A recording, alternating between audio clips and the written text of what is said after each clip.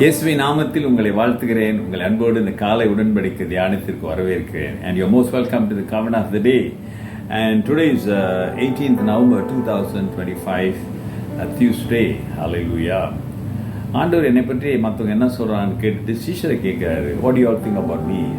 இப்போ பேதுரு, நீ ஜீவனுள்ள தேவனுடைய மேசையா கிறிஸ்து என்று அவர் சொல்லுகிறதை நாம் பார்த்தோம். நம்ம அதனால நீ கிறிஸ்து என்றான், கிரைஸ்ட் சொல்லுவான். இன்னைக்கு என்னன்னு பார்ப்போமே, என்ன தொடர்கிறது அவங்களுடைய டயலாக்கு நான் பார்ப்போமே. 8:32 38:32. He spoke this word openly. Then Peter took him aside and began to rebuke him. இந்த வார்த்தைகளை அவர் தாராளமாய் சொன்னார். அப்பொழுது பேதுருவான் அவரை தனியே அழைத்து கொண்டு போய் அவரை கடிந்து கொள்ள தொடங்கினான். என்ன ஏசாமி சொன்னாரு? ஏசாமி சொன்னதை அவன் கேட்டு கோபமடைந்து இயேசுவை தனியாய் கூட்டிக்கிட்டு போய் அவர் கடிந்து கொள்ளுகிறதை நான் பார்க்கிறோம். you start to rebuke your Jesus Christ. அப்படி என்ன ஏசாமி சொன்னாரு? 31 வசனம் பாருங்க, verse 31. அல்லாமலும் மனுஷகுமாரன் பல பாடுகள் பட்டு மூப்பராலும் பிரதான ஆசாரியராலும் வேத பாரகராலும் ஆகாதம் என்று தள்ளப்பட்டு கொல்லப்பட்டு 3 நாளைக்கு பின்பு உயிர் தெழுந்திருக்க வேண்டியது என்று அவர்களுக்கு போதிக்க தொடங்கினார். Jesus tried to teach them, start to teach them about the cross, the suffering. அவர் படப்போகிற பாடுகளை எல்லாம் அவர் சொல்லி சிலுவிலே தான் கொல்லப்பட வேண்டும், ஆகவே அப்புறம் 3ஆம் நாள் உயிர் தெழுந்திருப்பேன் என்றும் சொல்லுகிறார். ஆனால் இதை கேட்ட உடனே பேதுருக்கு ஒரு ஷாக் ஆச்சு. அவன் கடிந்து கொள்வதற்கு காரணம், இவர் போய் சாகணும்னு சொல்றாரு. இவர் சாகிறதுக்காக இவர் பின்னால நம்ம வந்துகிட்டு இருக்கிறோம், எல்லாத்தையும் விட்டுட்டு. அல்லேலூயா. இவர் ஒரு பெரிய ஆளா இருவாரு, நமக்கு இவர் ரைட் ஹேண்ட் லெஃப்ட் ஹேண்டா இருக்கலாம். அதான் பொதுவாகவே எல்லாருடைய சிந்தனைகள் அதுதான். பெரியவர்களை கொஞ்சம் தாங்கிறதுக்கு காரணமே தங்களுக்கு ஏதாவது நன்மை கிடைக்கும், ஆசீர்வாதம் கிடைக்கும் தான் நினைக்கிறாங்க இன்னைக்கு. அப்படி அல்ல, தப்பு.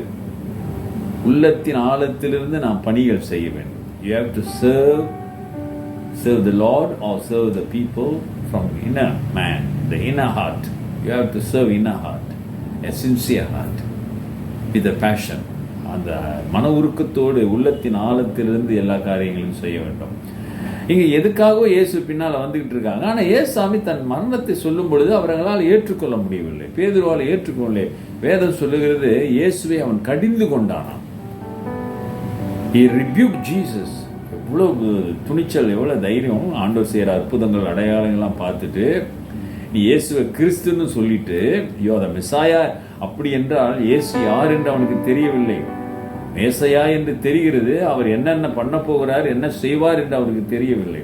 இனி இயேசுவை பின்பற்றுகிறார்கள், இயேசுவை கடவுள் என்று சொல்லுகிறார்கள், கிறிஸ்து என்று சொல்லுகிறார், கிறிஸ்தவர்கள் என்று சொல்லுகிறார். ஆனால் கிறிஸ்து எதுக்காக வந்தாரு, அவர் என்ன செய்தாரு, அவர் என்ன கொடுப்பாரு என்பதை இன்றைக்கு உணராமல், அறிந்தும் அறியாமலும், புரிந்தும் புரியாமலும், தெரிந்தும் தெரியாமலும் வாழ்ந்து கொண்டிருக்கிறார்கள் கர்த்தருடைய பிள்ளைகள். அதான் ஒரு சேட் பார்ட் பாருங்க.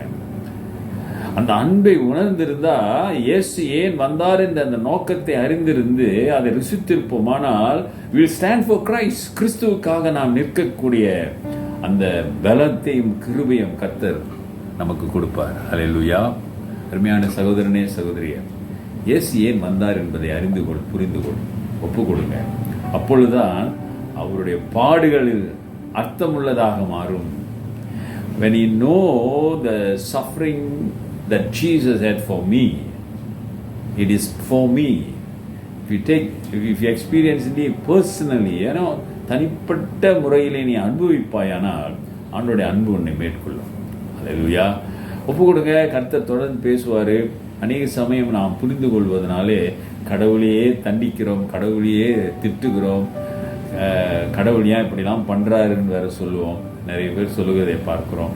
அருமையானவர்களே, ஒப்பு கொடுங்க. கர்த்தர் பேசி கொண்டிருக்கிறார். நல்ல ஆண்டவரே, இந்த காலை வேளைக்காக நன்றி. எல்லா துதிக்கான மகிமை உண்டாகும். அநேக சமயம் ஆண்டவரே, உங்களுடைய வழிகளை அறியாமல், உங்களுடைய சித்தத்தை உணராமல், புரியாமல் நாங்கள் திசை மாறி போய் கொண்டிருக்கிறோம். Lord, we not understand your will, your plan. Help us to understand, Lord. Show your will so that, Lord, with your presence we can witness for you. உங்களுடைய பிரசன்னத்தினாலே நாங்கள் உமக்கு சாட்சியாய் வாழ உதவி செய்யுங்க. ஒப்பு கொடுக்கிற பிள்ளைகள் மீது இன்றைக்கு ஒரு அற்புதம் இயேசுவின் நாமத்தில் நடப்பதாக ஒரு விடுதலையை அவர்கள் காணட்டும். இயேசுவின் நாமத்தில் பிதாவே, ஆமென். நமது ஆண்டவராகிய இயேசுவினுடைய கிருபை, பிதாவின் அன்பு, பரிசுத்தாவின் ஐக்கியம் உங்களோடு உங்களை ஆசீர்வதித்து காப்பதாக. என் ஆத்துமாவே கர்த்தரை ஸ்தோத்திரி, என் முழு உள்ளமே அவர் பரிசுத்த நாமத்தை ஸ்தோத்திரி. என் ஆத்துமாவே கர்த்தரை ஸ்தோத்திரி, அவர் செய்த சகல உபகாரங்களை மறவாதே. ஆமென். என் பிரதர் சிஸ்டர், சகோதரனே சகோதரியே, ஆண்டவருடைய அன்பை புரிந்து கொள், ஆண்டவருடைய பாடுகளையும் புரிந்து கொள். Take care and God bless.